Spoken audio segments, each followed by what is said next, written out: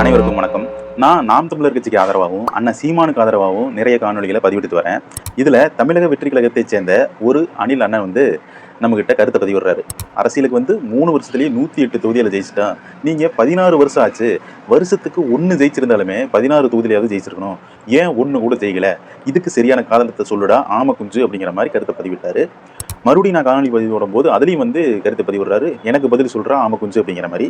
சரிடா அணில் குஞ்சு, நான் பதிவு பண்ணுறேன் அப்படிங்கிறதுக்காக தான் இந்த காணொலி. அனைவருக்கும் தரமான குடிநீர் இலவசமாக வழங்கப்படும் அப்படின்னு சொன்னவர் யாரு? அண்ணன் சீமான் அவர்கள். அனைவருக்கும் தரமான கல்வி இலவசமாக வழங்கப்படும்னு சொன்னவர் யாரு? அண்ணன் சீமான் அவர்கள். அனைவருக்கும் அனைத்து விதமான மருத்துவமும் இலவசமாக வழங்கப்படும்னு சொன்னவர் யாரு? அண்ணன் சீமான் அவர்கள். இதெல்லாம் யாருடைய கட்டுப்பாட்டுக்குள் இருக்கு? கார்ப்பரேட் நிறுவனங்களுடைய கட்டுப்பாட்டுக்குள் இருக்கு. இதை எல்லாத்தையும் வைத்து கார்ப்பரேட் நிறுவனங்கள் ஆயிரம் கோடிகளாக சம்பாரிச்சு கொண்டு இருக்கு. இதற்கெல்லாம் எதிரான ஒரு அரசியலை சீமான் அவர்கள் எடுத்து வைக்கும்போது இவர் அரசியலுக்கு வர விடுவாங்களா? அதாவது அரசியல் சிம்மாசனத்தில் உட்கார விடுவாங்களா? கண்டிப்பாக விட மாட்டாங்க. நான் தனியார் கல்வியை விட, தனியார் மருத்துவத்தை விட தரமான கல்வியையும் மருத்துவத்தையும் அனைத்து மக்களுக்கும் இலவசமான தருவேன்னு சொன்னது எந்த மக்களுக்கும் சரியா போய் சேரல. ஏன்?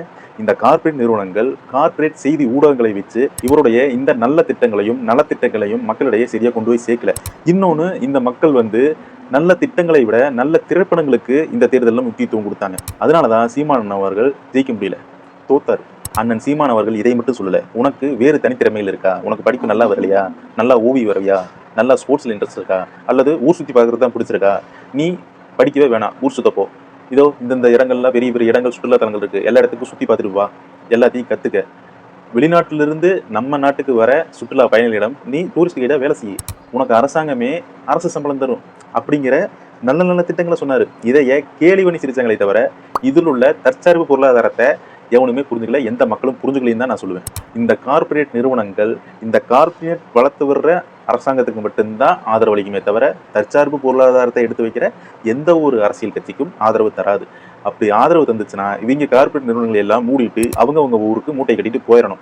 இந்தியாவில் உள்ள மொத்த கார்ப்பரேட் நிறுவனங்கள் தான் இந்திய அரசாங்கத்தையே கைக்குள்ள வச்சிருக்குதுன்னு சொன்னா யாருனாலையும் நம்ப முடியாது. ஆனா அதுதான் உண்மை. சீமான் என்ன சொன்ன இந்த தற்சார்பு பொருளாதாரம், இந்த அனைத்து மக்களுக்கும் குடிநீர், கல்வி, மருத்துவம் தரமானதாக கொடுக்குறேன்னு சொன்னது இதெல்லாம் மக்கள்கிட்ட சரியா போய் சேரல.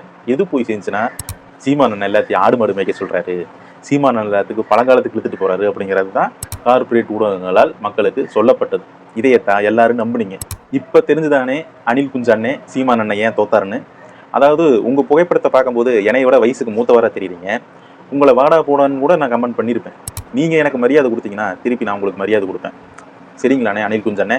தமிழ் தாய் வாழ்க, தலைவர் பிரபாகரன் வாழ்க. நாம் தமிழர். நன்றி, வணக்கம்.